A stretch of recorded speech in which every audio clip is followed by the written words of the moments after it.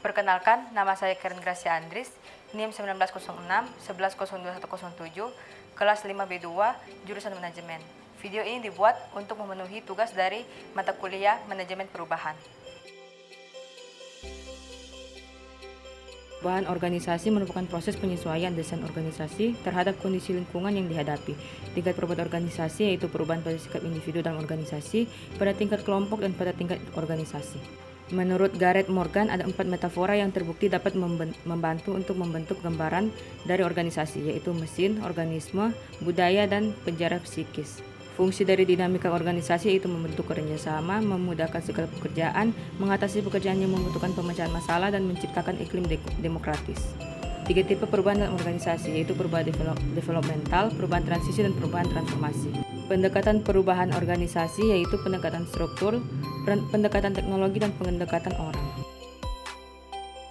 Perencanaan merupakan proses perubahan keadaan dari yang awal menjadi keadaan yang lebih baik untuk dipakai pada masa yang akan datang.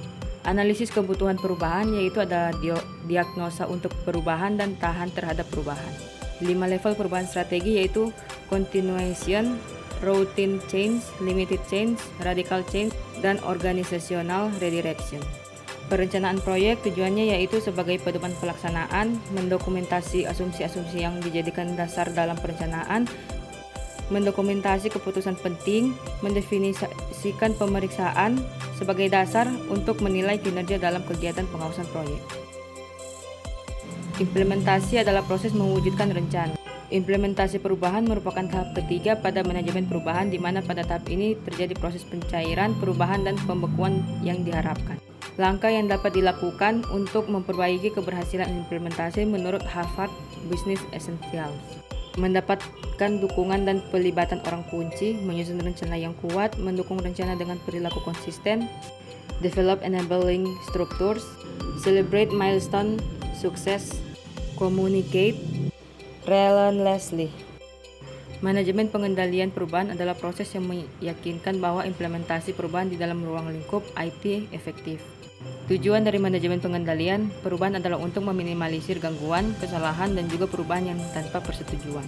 Fokus utama dalam manajemen pengendalian perubahan adalah mengendalikan perubahan yang dilakukan terhadap aplikasi agar aplikasi yang diubah tersebut tetap dapat berjalan mengikuti prosedur yang telah ditetapkan. Pengendalian proses adalah disiplin rekayasa yang melibatkan mekanisme dan algoritma untuk mengendalikan keluaran dari suatu proses dengan hasil yang diinginkan. Sistem pengendalian proses dapat dikarakteristikkan dalam bentuk diskrit, partaian, dan kontinu.